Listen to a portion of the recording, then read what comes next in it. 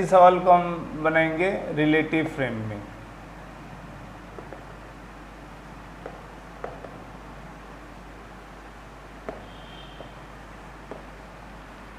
तो actual situation कैसा था, ये इस तरह का था।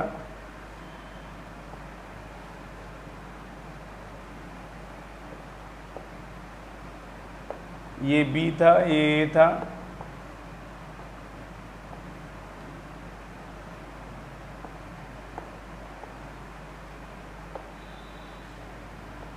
इधर हमारा था velocity of A that is v1, इधर था वेलोसिटी ऑफ बी v2, यही ना था। तो अब देखो, अगर हम रिलेटिव वेक्टर के फ्रेम में करें, यानी कि सेपरेशन जब हम लोग दो बॉडी का, एक्चुअली दोनों बॉडी मूव कर रहा है, तो उन दोनों मूविंग बॉडी के बीच में सेपरेशन कैलकुलेट करने जाएंगे, तो उसको अगर रिलेटिव फ्रेम में करते हैं तो हमको क्या होगा, जो मूविंग ऑब्जर्वर लेना पड़ेगा। प्रीवियस वाले जैसे क्या था कि जो दोनों पाथ का इंटरसेक्शन पॉइंट था वहीं ऑब्जर्वर बैठा हुआ था, and it was appearing as if observer was measuring the instant separation of instantaneous position. मतलब ए जहाँ चला गया वहाँ तक शुरू से कितना गया, और बी जहाँ पहुँचा था वो शुरू से, मतलब ये फिक्स पोजीशन से कितना दूरी में था। तो दोनों इंस्टेंटेनियस मेजरमेंट एक ही जगह से लिया गया था, जो कि फिक्स पोजीशन था। तो हमने बताया था ना कि तुमको एब्सोल्यूट और रिलेटिव में बेसिक डिफरेंस ये है कि स्टेट ऑफ ऑब्जर्वर या रेफरेंस के ऊपर। अगर रेफरेंस हमारा स्टैटिक है तो तब एब्सोल्यूट फ्रेम कहा जाता है, वही रेफरेंस अगर मूविंग हो जाएगा तो हाँ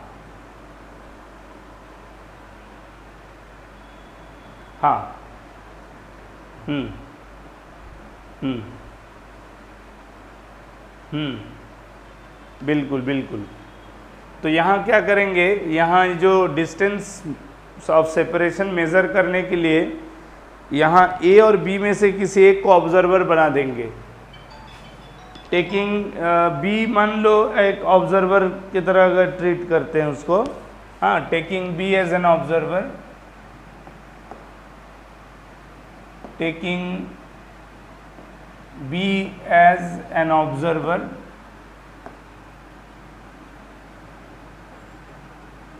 अगर मैं बी को एक ऑब्जर्वर की तरह ट्रीट करूं,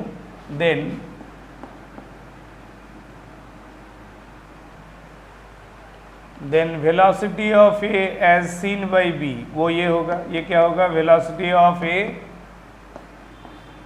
विथ रिस्पेक्ट टू बी। तो क्लोजेस्ट सेपरेशन जानने के लिए जब दोनों में से किसी एक को ऑब्जर्वर बना देंगे, चाहे वो बी को ऑब्जर्वर बनाओ या ए को, दोनों ही एक्चुअली मूविंग स्टेट में है, लेकिन दोनों में से किसी भी एक को ऑब्जर्वर बना देंगे तो उसको क्या एहसास होगा, उसको लगेगा कि इम्पोर्टेंट पॉइंट्स होता है ऑब्जर्वर के बारे में कि जब कभी कोई मूविंग बॉडी को ऑब्जर्वर बना दो तो ऑब्जर्वर खुद का मोशन को, जब तक वो किसी दूसरे चीज़ का ऑब्जर्वेशन कर रहा है तब तक खुद का मोशन को भूल जाता है। ठीक है, तुम मान लो गाड़ी से कहीं जा रहे हो और दूसरा एक गाड़ी उसी रोड में तुम्हारे गाड़ी को ओवरटेक कर रहा है, तो जब तक तुमको बगल में दूसरा गाड़ी को ओवरटेक करते हुए दिखेगा, जब तक वो ओवरटेकिंग प्रोसेस तुमको रियलाइजेशन में रहेगा, तब तक तुमको लगेगा कि तुम शायद एक अनमूवेबल व्हीकल में बैठे हुए हो और बगल वाला गाड़ी बड़ा आराम से धीरे धीरे तुमको ओवरटेक करते हुए जा रहा है। ठीक है, तो ये जब तक कोई मूविंग ऑब्जर्वर खुद को ऑब्जर्व करने में इन्वॉल्व रखेगा तब तक ही उसको ऐसा एहसास होगा कि शायद मैं रेस्ट में हूँ, मैं चल नहीं पा रहा हूँ और दूसरा गाड़ी मेरे अगल बगल जो भी है वो मूव कर रहे हैं, और दूसरा किसी भी गाड़ी का जो वेलोसिटी मूविंग ऑब्जर्वर को दिखता है वो रियलिटी से परे है। मतलब जो रियलिटी है about the other moving bodies वो ऑब्जर्वर को, यानी यहाँ अगर मैं बी को ऑब्जर्वर बनाऊं तो बी ए को देख पाएगा लेकिन ए को ईस्ट जाते हुए नहीं देख पाएगा। ए का एक्चुअल मोशन ड्यू ईस्ट है ना, ए का एक्चुअल मोशन v1 मीटर पर सेकेंड ड्यू ईस्ट है, लेकिन बी ए को v1 मीटर पर सेकेंड के स्पीड से जाते हुए देख ही नहीं पाएगा। Got my point. तो कितना में देखेगा, तो सवाल है कि वो जो देखेगा या बी को जो दिखेगा वो होगा value of V A B, उसको एक्चुअल वी ए नहीं दिखेगा। और वी ए बी को निकालने का तरीका हम लोगों को पता है कि रिलेटिव वेक्टर को निकालना मतलब वो सब्सट्रैक्शन बिटवीन एब्सोल्यूट वेक्टर्स होता है, पढ़े हैं ना हम लोग सब्सट्रैक्शन ऑफ वेक्टर्स में। तो रिलेटिव वेक्टर एक सब्सट्रैक्शन ऑफ वेक्टर का ही काम करता है, तो that is equal to velocity of the first body जिसको ऑब्जर्व कर रहे हैं minus velocity of the observer himself. ठीक है, अब सवाल है कि मेरे को मैग्नीट्यूडिकली ये पता है, ये पता है, लेकिन ये तो नहीं पता है, इसी को निकालना है। तो वी ए बी को निकालने के लिए तरीका फिर हम ये अपना सकते हैं, it is positive V A plus of negative V B. ठीक है ना, वी ए बी अगर हम देख रहे हैं तो वो पॉजिटिव वी ए और नेगेटिव वी बी का एडिशन हो सकता है। अब अगर मैं पॉजिटिव वी ए हमारा इधर है, पॉजिटिव वी बी नॉर्थ के तरफ है ना, क्योंकि भले पोजीशन वाइज बी को तुमको लगेगा कि अरे ये तो ए से साउथ के तरफ है, लेकिन डायरेक्शन ऑफ मोशन देखेंगे ना, वेलोसिटी का डायरेक्शन देखेंगे तो ऊपर की तरफ है। तो दोनों वेक्टर को को इनिशियल ड्रॉ करते हैं हम लोग। अब बी का नेगेटिव डायरेक्शन इधर होगा, तो अब पैरेललोग्राम बनाएंगे पॉजिटिव वी ए और नेगेटिव वी बी का, तो डायगोनल इधर बनेगा, तो ये होगा हमारा वी ए बी। समझ में आया? तो यानी कि जो दोनों का इंटरसेक्टिंग पॉइंट ए था, वहाँ से वी ए जो एक्चुअली ईस्ट की तरफ जा रहा है वही A motion of A by the B पता चलेगा एज इफ कि वो साउथ वेस्ट के क्वाड्रेंट में है, साउथ ईस्ट के क्वाड्रेंट में। मतलब अगर मैं उसी चीज़ का यहाँ कॉपी करूँ तो बी को लगेगा A appears to be moving along this path. देख लो, ज्योमेट्रिकली अगर कैलकुलेशन इसका यहाँ थीटा में आता है या करते हो तो ये वो थीटा है। तो एक्चुअल सिचुएशन में हो रहा क्या कि A is running due east at a given speed, B is himself running due north, लेकिन बी से जब ए के बारे में पूछा जा रहा है तो बी ए के बारे में कह रहा है कि A appears to be moving at an angle theta due east of south. Actually A east के तरफ जा रहा है, लेकिन बी से पूछा गया ए के बारे में, तो ए का डायरेक्शन ऑफ मोशन बोल रहा है due theta east of south, south के साथ थीटा एंगल बनाते हुए ईस्ट के तरफ, जबकि उस डायरेक्शन में कोई एक्चुअल मोशन है ही नहीं, लेकिन बी को एहसास होगा कि A appears to be moving along the path of V A B. समझ में आया? तो जब हम बी को ऑब्जर्वर बना देंगे और ए को ऑब्जर्व करेंगे और अबाउट द मोशन ऑफ ए एक ऐसा पाथ से दिखेगा जो कि रिलेटिव वेलोसिटी का पाथ है, तो इसका मतलब बी को तो खुद को लग रहा है कि B is apparently at state, B as an observer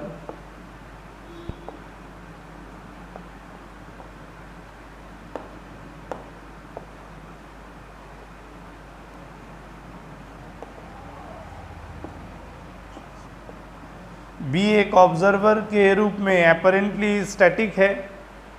ठीक है ना? तो अपरेंटली स्टैटिक ऑब्जर्वर को लगेगा कि अगर मैं इस path of V A B में परपेंडिकुलर ड्रॉप कर दूं, तो जो फुट ऑफ द परपेंडिकुलर होगा, मान लो वो टी है, ठीक है, टी अगर मेरा वो परपेंडिकुलर है, पोजीशन है from the observer B on the path of V A B, तो जिस समय बी को लगेगा कि A is crossing this point using the velocity V A B, उस समय A is suppose to be closest with respect to B, क्योंकि जब ए खुद को रेस्ट में देख रहा है, सॉरी बी खुद को रेस्ट में देख रहा है और ए को उसको इस पाथ में जाते हुए दिख रहा है, तो ये सभी इंस्टेंट का सेपरेशन लगातार कम हो रहा ना। तो कम होते होते कब कम होगा, जब वो टी को क्रॉस करेगा और टी को क्रॉस कर जाने के बाद बी को फिर से सेपरेशन ज़्यादा दिखने लगेगा। तो इसका मतलब है कि here we can write down BT is equal to least distance of separation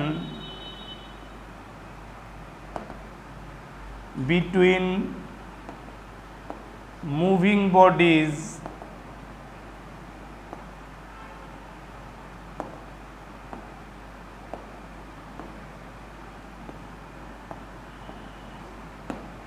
ए और बी के बीच में, दो मूविंग बॉडीज़ के बीच में जो सबसे नज़दीकी दूरी होगा, हाँ सबसे नियरेस्ट डिस्टेंस ऑफ सेपरेशन होगा, वो separation will be numerically equal to B T in this case. तो अगर बी टी वो डिस्टेंस है और उसको मैं अगर ऐसे ड्रॉ करता हूँ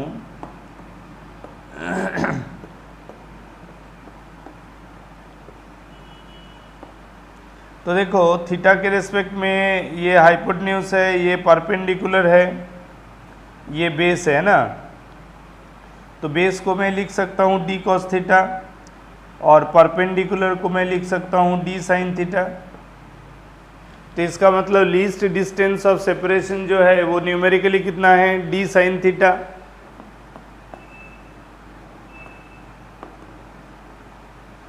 तो डी साइन थीटा हो गया लीस्ट डिस्टेंस ऑफ सेपरेशन। अब हमको न्यूमेरिकली साइन थीटा अलग से निकालना है। तो ये जो वेलोसिटी वाला कॉन्सेप्ट हम लोग किया था, जिससे हमको रिलेटिव वेलोसिटी का डायरेक्शन मिला, उस ज्योमेट्री को अगर ध्यान से देखेंगे, in this parallelogram geometry magnitude of this side is V B, magnitude of this side is V A, मतलब ये भी वी ए, ये वी बी मतलब ये भी वी बी, राइट। तो हम यहाँ पैरेललोग्राम का साइड लेंथ को यूज़ करके थीटा का वैल्यू निकाल सकते हैं। तो साइन थीटा क्या होगा, यहाँ from geometry sine theta can be written, sine theta के लिए ये परपेंडिकुलर और ये हाइपोटेन्यूज, तो ये हो जाएगा sine theta will be V A divided by V A B, right. Sine theta क्या होगा, V A by V A B. V A का न्यूमेरिकल वैल्यू V1 था और वी ए बी का न्यूमेरिकल वैल्यू क्या आएगा, ये वी ए बी, इन दोनों का रिजल्टेंट। तो वी ए बी का मॉड क्या होगा, under root of V1 square plus V2 square. ये V1 ये V2 पैरेललोग्राम है, तो इसका मतलब साइन थीटा का वैल्यू हो गया वी ए यानी V1 divided by under root of V1 square plus V2 square. तो ये हो जाता है हमारा साइन थीटा का numerical value in term of velocities, उसको यहाँ बैठा देंगे तो वो हो जाएगा D V1 divided by under root of V1 square plus V2 square. तो ये हो गया दोनों के बीच में सबसे नज़दीकी सेपरेशन, क्लोजेस्ट डिस्टेंस, ठीक है। तो इस तरह से हम लोग रिलेटिव फ्रेम को इस्तेमाल करके भी दो मूविंग बॉडी के बीच में मिनिमम डिस्टेंस यानी कि लीस्ट डिस्टेंस ऑफ सेपरेशन निकाल सकते हैं।